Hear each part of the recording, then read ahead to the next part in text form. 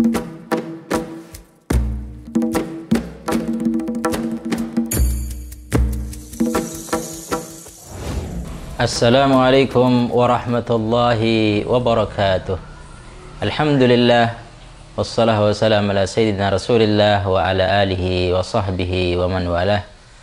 Wala hawla wala quwwata illa billah. Para hadirin yang dimuliakan oleh Allah Subhanahu wa taala, masih kita bertemu di dalam majlis yang insyaallah majlis-majlis yang disebutkan di majelis para malaikah, majelis ilmu yang insyaallah Allah Subhanahu wa taala mengangkat majelis-majelis ilmu ke derajat-derajat yang tinggi di sisi Allah Subhanahu wa taala.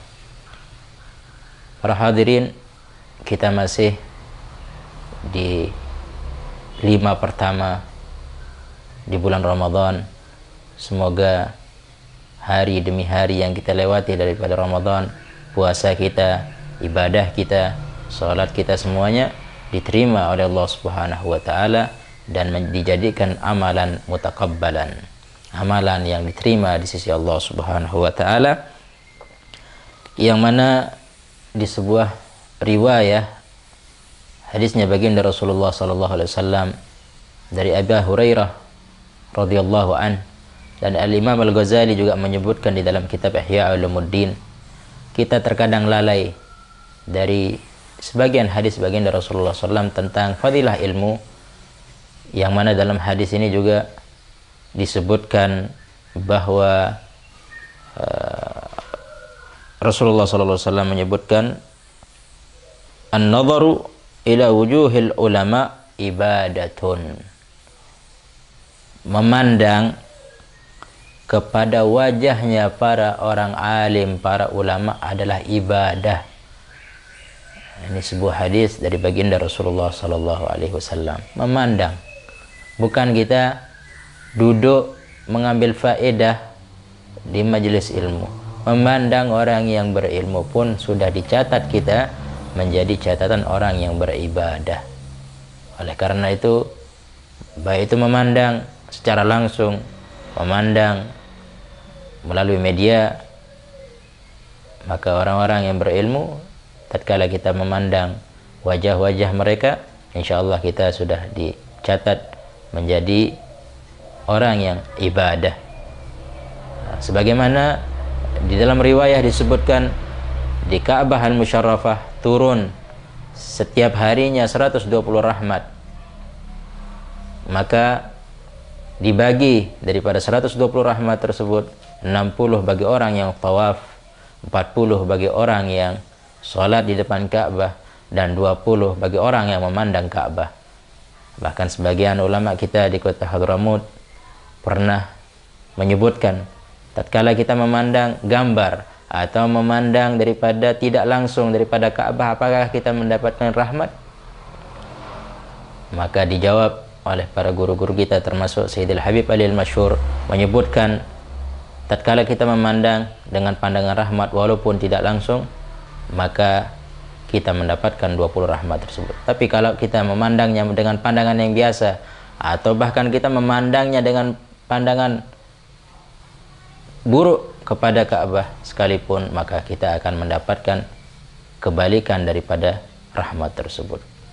Oleh karena itu, di sini disebutkan juga sebagian daripada hadisnya baginda Rasulullah sallallahu alaihi wasallam, "Fan-nadhar ila syarafil ilm."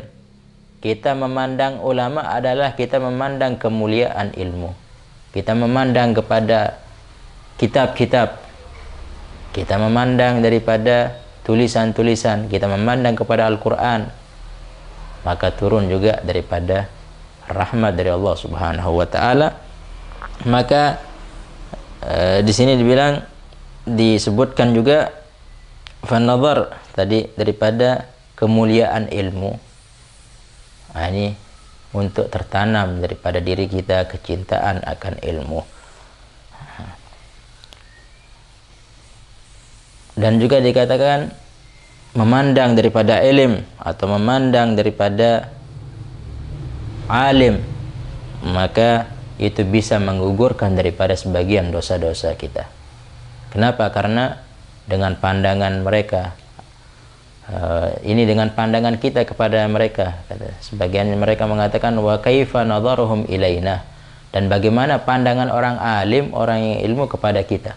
Ini semua akan bisa menggugurkan daripada dosa-dosa kita, karena pandangan-pandangan tersebut adalah memiliki hubungan, ikatan dengan Allah Subhanahu wa taala yang disalurkan oleh baginda Rasulullah sallallahu alaihi wasallam. Akan tetapi tatkala pandangan tersebut dengan pandangan amma nazar ilaihim bi'ainil ihtigar, pandangan tersebut kebalikannya, bukan kita dengan pandangan prasangkaan baik atau pandangan rahmat tadi, maka ini adalah kerugian. Faqad khasara wa khaba wa aba syarra ma'ab wa yakhsha alaihi su'ul khatimah wal wuqu' fil hawiyah.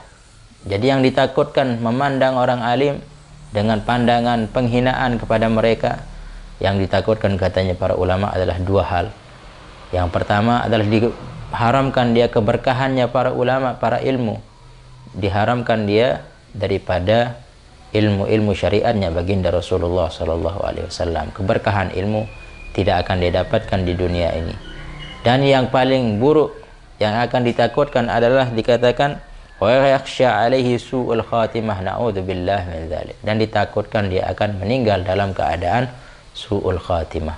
Semoga dengan kita istiqamah khususnya di bulan Ramadan dengan ilmu, dengan memandang kita kepada ilmu dengan pandangan rahmat, dan di bulan Ramadan di awal 10 pertama Ramadan kita mendapatkan rahmat dari Allah Subhanahu wa taala.